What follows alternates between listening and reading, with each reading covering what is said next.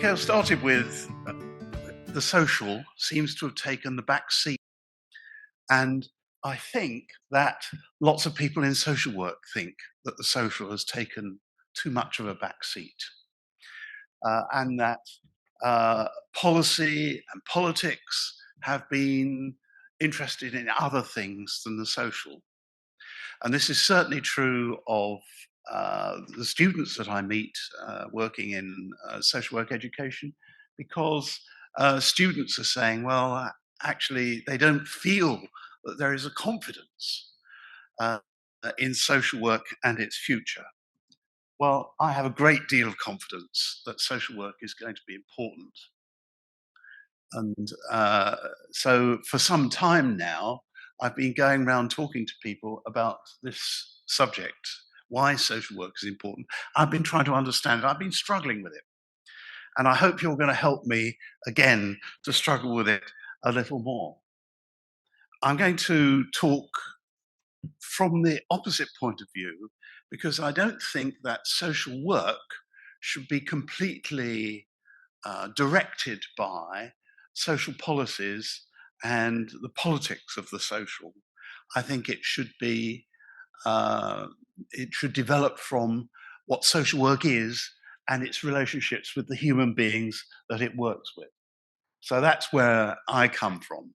But actually, because as Mikhail says, the the majority of people want to see the social being acceptable. The social is the main part of their lives. So therefore, if you start from the people, you come to believe that the social must be important. And if the social is important, then so also must social work be important. So I argue that social work is still important, and the still is worth saying because social work has, over the past 2 or 3 decades, become worldwide. When I first started in social work, it was hard to see that it was European in influence, although there seemed to be a lot going on in America. But over the past 30 years, social work has become worldwide. So we see social work in all sorts of regimes and political situations where it would have been unimaginable for social work to exist. And this inevitably must change the nature of social work, because as Mikhail says, there are, he describes them as right-wing. I think that's very polite. There are people who think, people who would like to lie about the social relationships in their world, who like to think that social relationships are not important. And social workers have to work in regimes that are led by that philosophy. And we have to work together in the kind of alliances that Mikhail has been talking about, so that we can, at every level, disagree with that sort of philosophy. So the fact that we're increasingly important worldwide means that we have to think about how social work deals with the authoritarian and the monetarized kind of world that people seem to think is important. And I think, as Mikhail has been saying, we have to think about the relevance of social work in its future developments, because the world is going to change. He has said the world is going to change. That's right. So we have to change social work to deal with that changing world. So where do I start from? I start from an argument which I want to present from an idealistic point of view, and I start from the people. If you look at a crowd of people, I have no idea where this square is, it's a stock photograph, but here you have people with their phones, they're on their phones, some of them, but they're relating to one another. And it is a characteristic of human beings that we relate. We are social.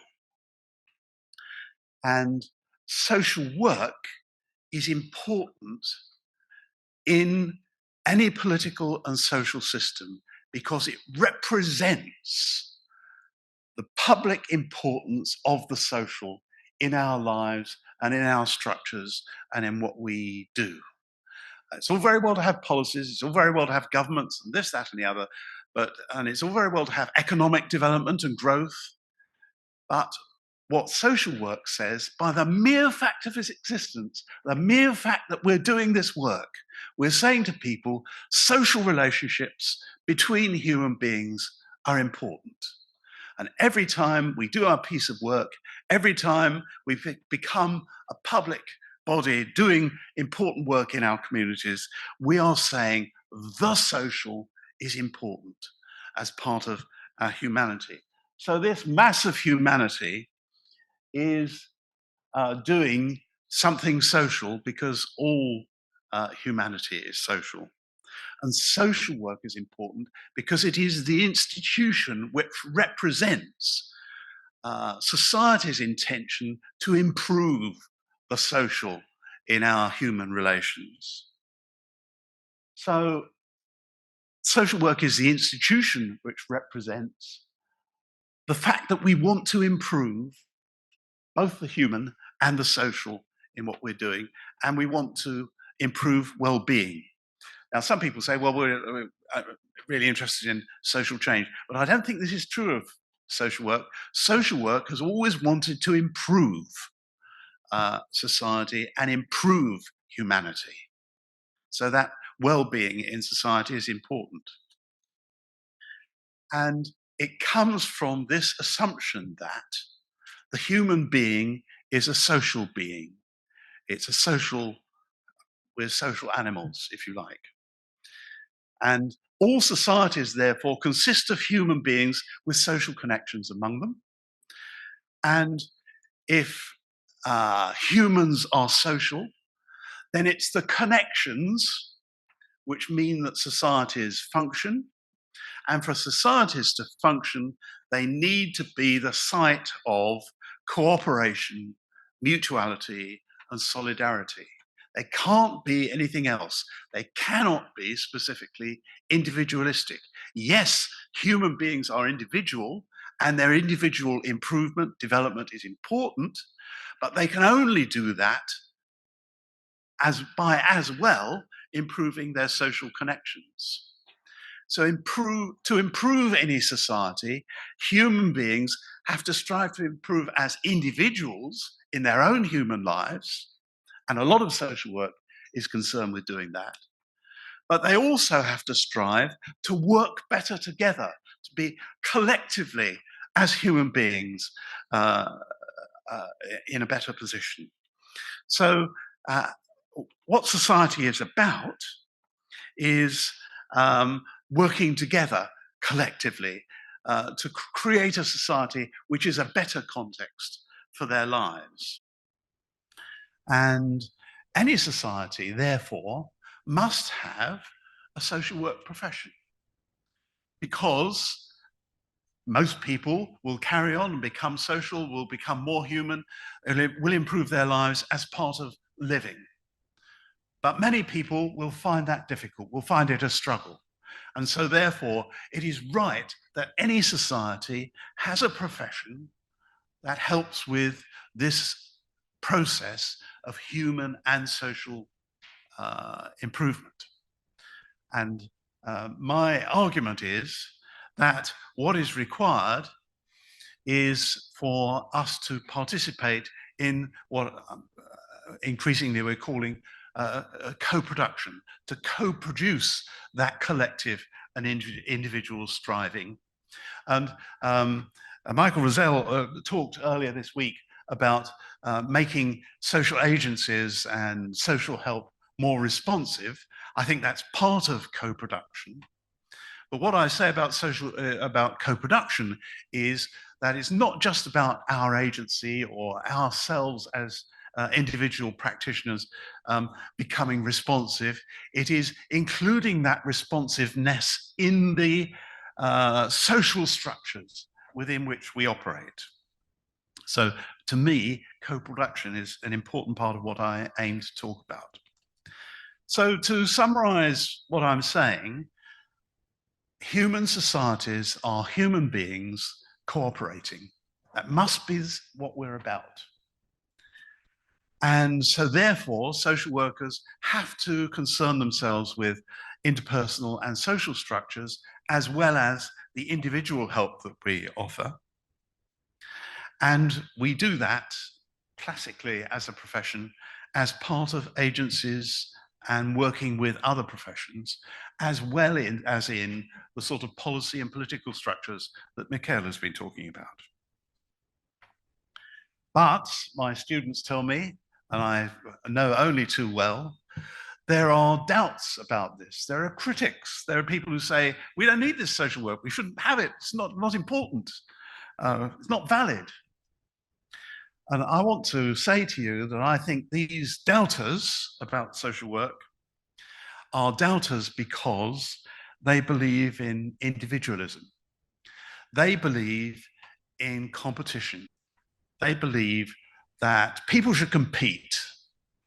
They should compete economically, and they should compete in their human lives to do better than somebody else. And that means that everybody grows and improves and becomes a better person. Now, we as social workers are against that. Our fundamental philosophy is what I've been talking about, a belief that the human is social, and that if we are to flourish as individuals and as collectives, we have to be together. And human flourishing being social is the social work philosophy. The view which says, make yourself an individual and you will be better, it will be better blue than red,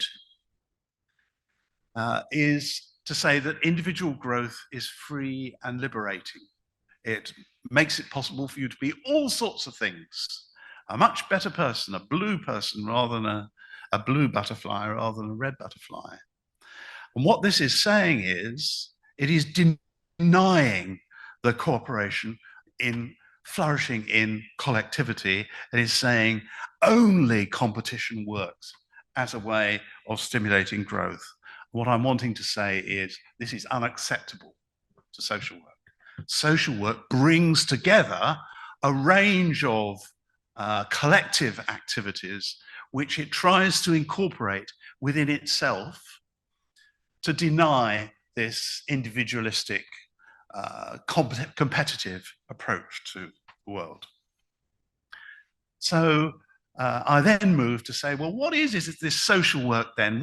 How can we look at social work practice to see what it contains in order to become this collective, flourishing development? Well, as a profession, IFSW and other international organizations have created, in the global definition of social work, a set of objectives. Now, the global definition has more than objectives. So I'm only going to deal with part of the global definition, and other people have been talking about aspects of it during the week. And this triangle may be familiar to some of you. What I say is that the three objectives set out in the global definition create a field of practice in which we operate. And you'll remember the global definition talks about the objective of social cohesion. It talks about the objective of empowerment and liberation. And it talks about the objective of social change and development. And these aspects, objectives of social work have changed slightly in how they're expressed. I just want to mention one area which I think is presents some difficulties, and that is the objective of social cohesion. Those of you who are old enough will remember that originally the definition created around the millennium talked about problem solving in human relationships, and that has been removed from the objectives and put somewhere else lower down in the definition. and it's been replaced with social cohesion. Now, you could say that that's a good improvement because in one interpretation, what it tells you is that we are concerned about the collective. We're about people working together, being together as part of our human society in human relationships. So that's good from the point of view of the philosophy that I've been expounding. But I think the problem with it is that it sort of expresses also the idea that what we're about in social work is getting people to do things which connect with the social order, with things, with being controlling, whereas these empowerment and liberation and change and development sound all so much more attractive and creative and developmental and nice. Whereas social cohesion, bit of doubt about that. That's includes a bit more controlling. So what can we say about social work's thinking and practice, which tells us how these objectives are put into action? And what I'm saying is that social work's field of practice is bound by these objectives. Every bit of social work needs to include something of these three objectives. And these connect with political philosophies. The social cohesion, social order objective is more concerned with liberal and neoliberal thinking. The empowerment and liberation objective is somewhat concerned with social democratic tradition. And the social change and development objectives somewhat connected to the socialist condition. But what social work says is we can include all these kinds of traditions within our practice. We don't have to be left or right. We have all of these aspects within our practice. So what does the structure of our practice look like?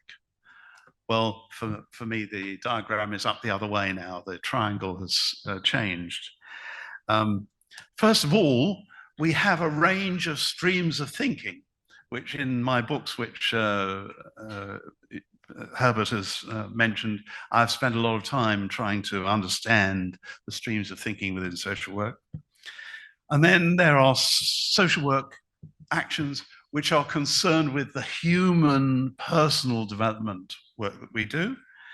And there are some practical methods that we use, which we can analyze and look at.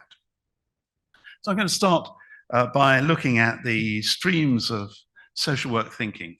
And I would identify 5, and this is partly historical. So what I'm saying here is that there has been a development of social work thinking over this 150 years or so that social work has been functioning. But we can see streams, we can see ways in which particular kinds of ideas have developed.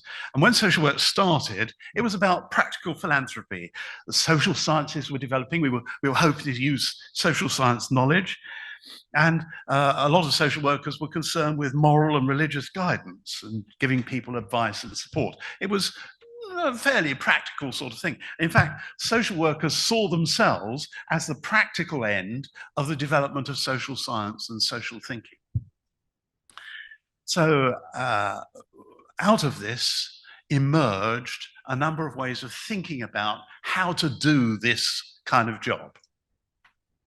And the oldest traditions of thinking I would describe in as 2 different groupings. The one is what I think many of us are familiar with, a kind of European and United States psychological and social practice. It tries to merge the psychological and social and use them to deal with problems in society. And this comes from the fact that social work emerged out of a great social ferment, and that ferment was seen as problematic, as difficult for social work, for anyone to deal with. And so social work saw itself as dealing with problems.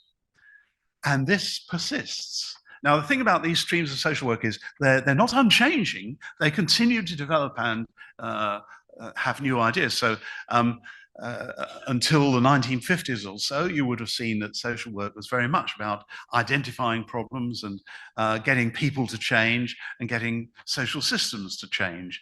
And that's progressed. And there has been a movement away from thinking about problems to thinking about strengths and positives in people's lives. So what I would say about this stream of thinking is, although it has continued to develop, it has continued to develop within the context of the stream of thinking that influenced a lot of European and American social work.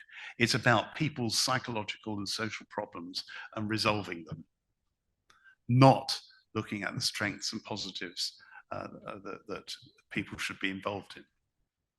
Now, there's a separate tradition of, which emerged at more or less the same time historically, of social pedagogy, which presents a slightly different stream of approaches to this. And they are concerned with presenting a process in which people should be able to work collectively to develop their understanding, to educate informally, not as part of a school or a course or anything like that, but informally develop with other people in their neighborhood or other people with similar interests to move forward to involve themselves in social education. And this is a very striking difference with the problem-based approach of there are problems, we've got to resolve them, to there are things we can learn together collectively. And these two traditions have become very separate, partly at least because linguistically, most of the literature in social pedagogy is in German and Polish, some Spanish, Italian as well. And so it has never been translated until very recently into English. And so it's not had the influence that I think it should have had as an alternative stream of thinking. The third stream of thinking I would identify is what nowadays is called critical or structural practice, and used to be called radical practice. Emerged in the 1960s and 70s and has become, in a sense, a counterbalance, partly a political counterbalance that they're thinking about social change much more strongly, but they're wanting to contest the critical, the negative aspects of the problem-based stream of thinking. And to some extent, they want to be part of it so that they can be participating in services which are providing services, but they want to be outside it because they want to be able to criticize it. And then culturally, there is another complete stream of thinking which has emerged in African and Asian countries, particularly, originally from colonial welfare. Those of us who come from colonial countries know only too well that we didn't do a lot for the welfare of the people that we colonized, because we spent our time extracting resources from their countries. But over the last few decades, the UN and international developments, and eventually now also some very striking African and Asian thinking about how you can ally collective social development as part of improving society, which again is an approach. And when you look at this, a lot of it is about poverty alleviation and about thinking about the role of women in different, in their role in economic and social life in the society. And what is striking about this, and I think Dr. Tambo talked about this earlier, these countries faced a completely different social situation and had to respond to it. And they've responded to it by thinking in a social development way. Then finally, I would identify indigenous practice as a very recent development, which is concerned with picking up the traditional cultures of countries which were settled by colonial countries. And what I would say about indigenous practice is that it creates a completely different way of looking at some of these social problems which are relevant to the traditions and culture of different countries. So each of these different streams of thinking give us different ways of looking at the issues that we deal with. And so the first stream, the problem-based stream, has given us a way of thinking about problems and helping people to change them socially and psychologically. The social pedagogy stream has caused us to think about the way in which we can progress in helping people to educate themselves to use their skills better. The critical practice stream has put a different way of thinking about social issues before us. The social development stream has said there are a lot of different situations which we face, and we've got a different way of doing it. And the indigenous practice stream has drawn our attention to the fact that there are cultural traditions in all of our countries which should influence the way in which we're thinking about social work. And what I would argue is that all of social work needs to pay a greater attention to how we can merge these streams of thinking into our practice. Okay, let's look at that practice. I would argue that there are two elements of social work practice. And I find this swirl of a natural shell as a way of thinking about these. There are human actions and there are practical methods which are part of our social work practice. And we bring these together in the acts that we carry out as social workers.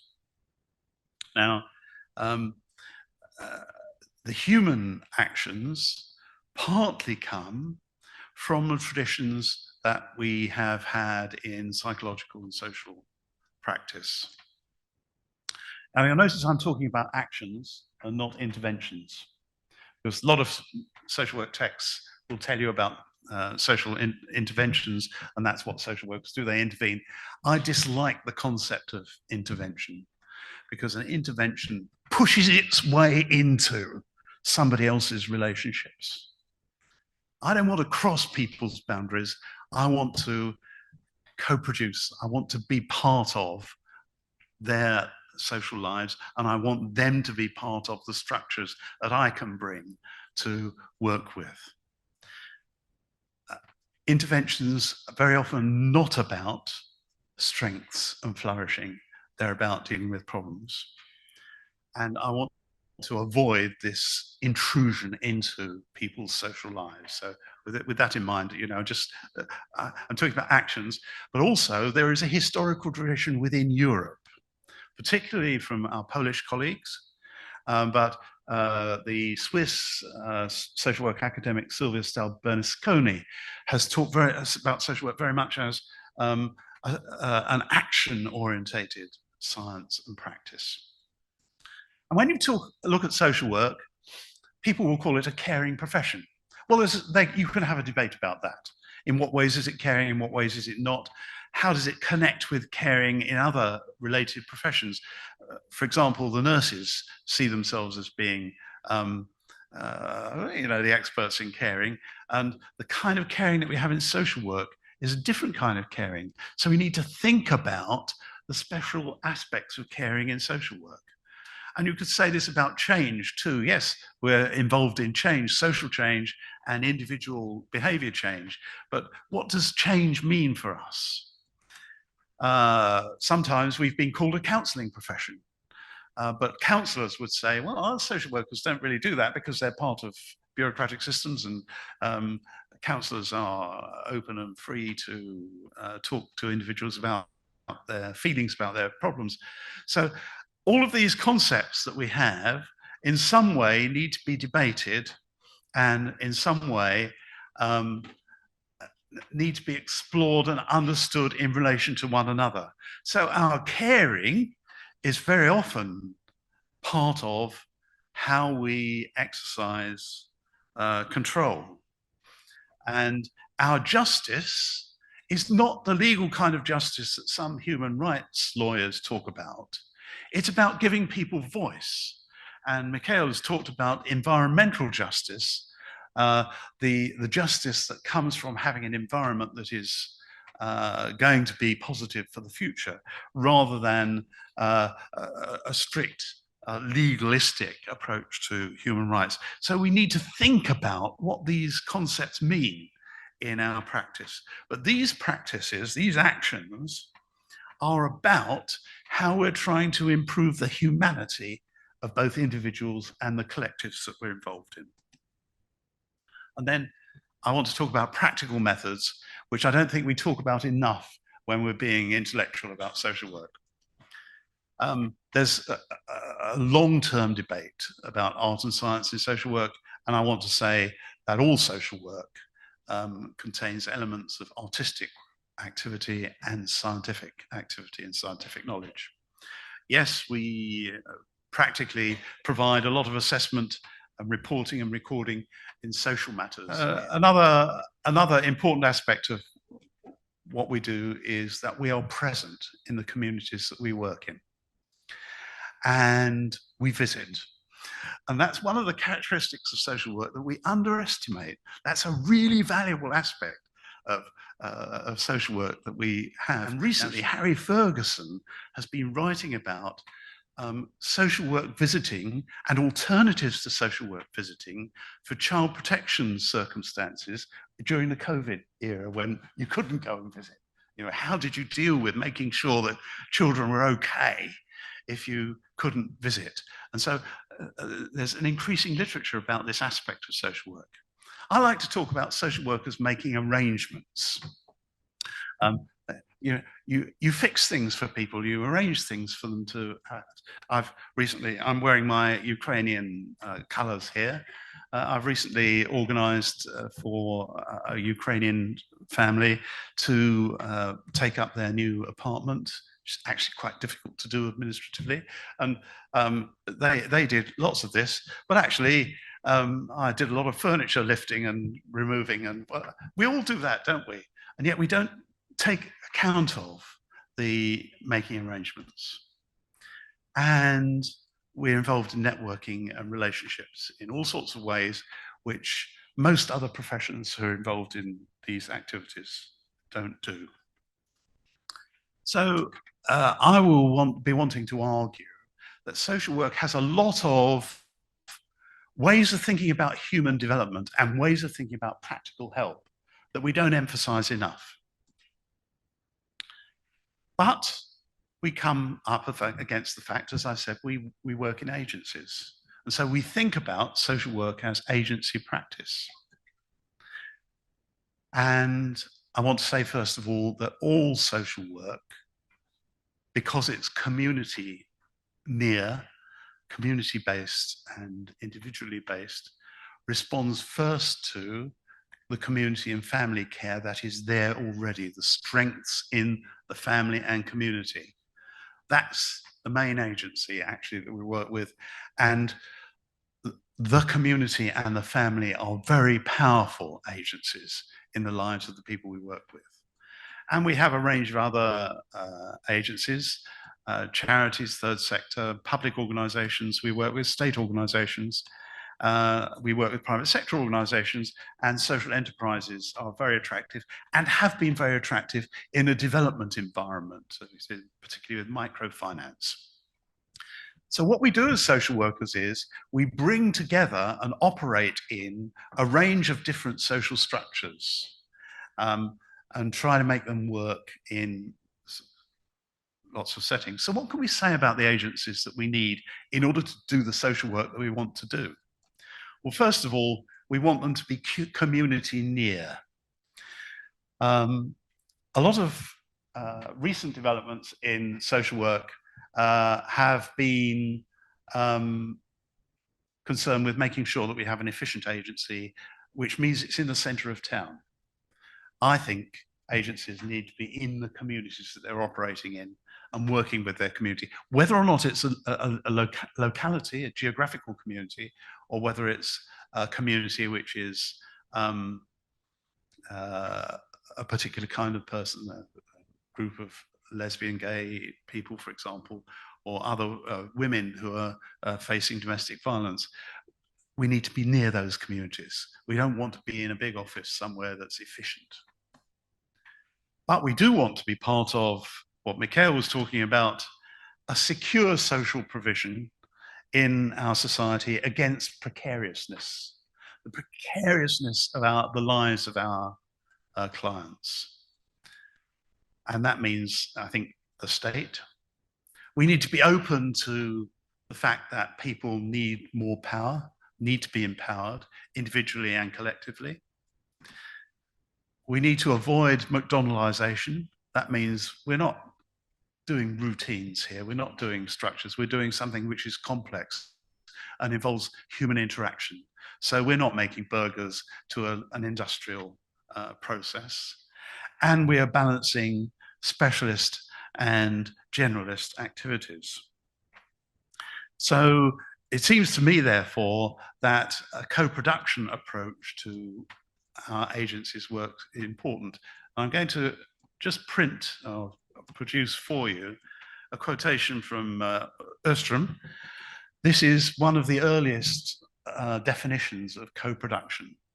People working in different organizations or social systems, taking part in a process of transformation from a previous state to a new form of production of goods and services. That's sort of what Mikhail was talking about, he was hoping for. And what's important about that is that it's come from that social development tradition and is beginning to influence all social work. Well, is this what our clients and communities and service users want? Am I talking about this from a theoretical point of view, where social work comes from? Is this what they say? Well, when you do surveys, at least in Britain, and I think this is true of most other countries, when you do surveys of what people want from social work, they will tell you, well, I don't really know very much about social work or anything at all. We're not really sure what they do, but they're generally, the research shows, fairly positive about the idea, not quite sure what it means. But when you really talk to them, and particularly when you talk to people with experience, what they want most of all is putting them first, the person first, to get them involved in decision making, achieving their agenda, not your agenda. They want personal qualities, a friend, but more than a friend, a professional friend. And they want continuity. How many of our agencies want it to be all efficient so that some less well-paid person does the ordinary stuff and we have the social workers doing more complex stuff? And they want people to be expert, targeted, and efficient, and holistic. They want to be dealt with as a family, as a whole person, not as a specialist, by a specialist who does what they specialize in. And so we come back to the critics. That's what the people that we serve want. What do the critics say?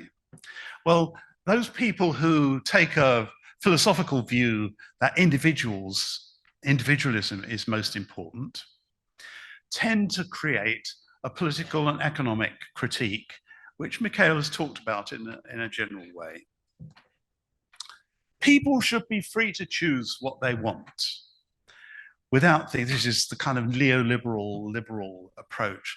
What they forget is that people don't have the finance and the flexibility and the structures around them to choose. So they're not free. If anyone tells you people should be free to choose what they want, well, what are you going to do to provide them with the freedoms to do that? people should be free to spend their earnings. The libertarian economic view says that tax is theft. If you tax people for a collective fund to help others, then you're taking away people's freedom to do what they want with their own money. The answer to that is we're taxing you so that you can join with everybody in your society to do our society better. You get people who say, oh, it's bureaucratic nonsense. What they mean is the rules don't apply to them because they can say what they want, and the kind of accountability that we provide for in our society is not relevant. And they talk about ordinary, hard-working families. How many times have you heard that from politicians and bureaucrats? And that's a kind of populist view. And what it says is, I am speaking on behalf of all these ordinary, hard-working people against some elite that doesn't believe in the same things that ordinary, hard-working people believe in. And it's a denial of the accountability and a denial of people's own voice. And local people should get priority. So we shouldn't deal with migrants because they're from somewhere else. We all know from our mother's knees, from our mother's laps, how life should be, instead of thinking about how things have changed and how we need to respond to that change. Now, what I want to say about these points of view, and Michael has said this in a general way, is that these are minority views. The majority of people don't think these sorts of things, and it's got to be called out. We've got to say, we're not having this. And it comes from a marketing critique which says people have got to have choice. And a fantasy about markets, they have these little stalls in which you can make a choice from different people and buy what you want. And this comes from a materialist tradition which says that you need a strong growing economy in order to pay for social spending. But there is equivalent literature which argues that markets corrode moral values, that only monetary worth is valued, not other things that might be worthwhile.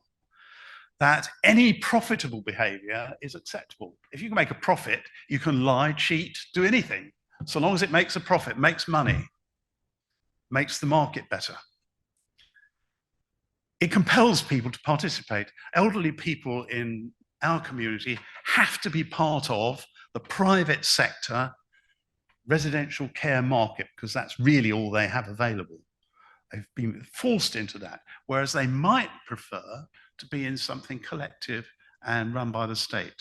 And in fact, it removes freedom. It doesn't give freedom, it removes it. And everything is monetized. Work incentives. People don't need money to incentivize them to work. People work because of relationships and being part of society and being involved. We know that generous social spending actually supports people in doing work in their communities.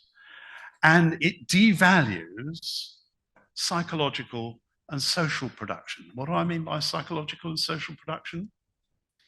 Well, if you monetize care, if you say the only care that's worth anything is what's paid for, other relationships are irrelevant. So you only care and help for a price, and that corrodes the value that we give to the parent who cares for their child, or the adult who cares for their elderly parent. So what we're seeing here in this basis of monetary market thinking is to reject caring between human beings because of our shared humanity. Finally, I want you to say, a lot of people will argue that social work, taxed social care, is a drag on the economy. All these people who are making so much money, it's wonderful for the economy, have money taken away from them for this horrible social work stuff.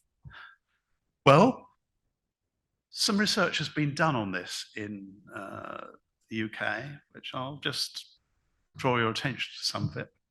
In the UK, social work and social care in adult services is 6% of the total employment in the UK. If that research is done in your country, I'd be interested to hear about it, but it will probably be rather similar. In the UK, in 2016, last time the research was done, in the adult social care sector, provided 2.6 million jobs and 46.2 billion pounds in productivity. Social work is part of the economy. Economies circulate money. We are part of that circulation. So to say that we are a drag on the economy is stupid. It's ridiculous economics. We are the economy in what we do. In the latest statistics I've put in here, the direct employment in adult social care in Britain is 1.79 million jobs, 1.5 million people working directly in caring jobs, and that's more jobs than in the UK National Health Service. And in the UK also, there are 32,000 plus family and child social workers that we can identify, but there are others as well. So what are we going to do to take action about all of this? Oh, I'm sorry, I've forgotten to mention the last point there. Of course, social work contributes to markets and the economy because it contributes to social stability. So we have a lot of arguments that are positive about social work and the economy. Don't believe the minorities who say that social work is a drag on the economy, social work is damaging to the economy. It is a valuable source of all sorts of things in our economy. So what do we need to do? First of all, we need to say that the social capital, social connections, engagement, being involved is a crucial part of any human society. We have to demand that people think about that. Social work makes a unique contribution to that. It has these actions and practices which are valuable, and it creates social cooperation to improve well-being. So any society needs successful social professions. And it needs them alongside co-producing with communities and families and individual effort. If we're going to achieve social work successfully, we need agencies and structures for social provision which allow these ideas to flourish and make their social contributions. We need to have political ideas which favor social connection and human rights. We need to measure and value social solidarity and social capital, but not in money. We need to measure and value social connection for people in every social group and not in money. Social work is part of the economy and it aids economic growth and human potential and social solidarity. We know this. Everybody knows this. The majority of people know this if they think about it. And it's our job to persuade people of what they already know, that this is to be valued and money is not to be valued. There's some references. The book that I'm writing, and I'm hoping in the question session after coffee you're going to help me write, is Why Social Work is Important. But I've given you the citations here for some of what I've been talking about, and in particular, the citations and reports and so on are on the internet, so you can just download them and read them for yourself. And I've given you 3 books about economics, which that are readable books about economics. In particular, Mark Carney, who was the governor of the Bank of England, and before that was governor of the Bank of Canada. So he's at the center of the economic system. As Mikhail was saying, you know, people are at the top of the economic system. He is saying, we have got our values wrong. The financial system, the economic system has wrong values. It needs to value caring, he says. It needs to value the future of our environment, and it needs to value all sorts of things that social work values. Social work is in tune with the future of the world. Michael Sandel's book, he's a philosopher, he tells you why money can't buy many of the things that we most value as human beings. So I ask you to think about how you can make social work contribute to social value and social solidarity, and how you can work to prove that to these few minority doubters who can't think straight about the social. Thank you.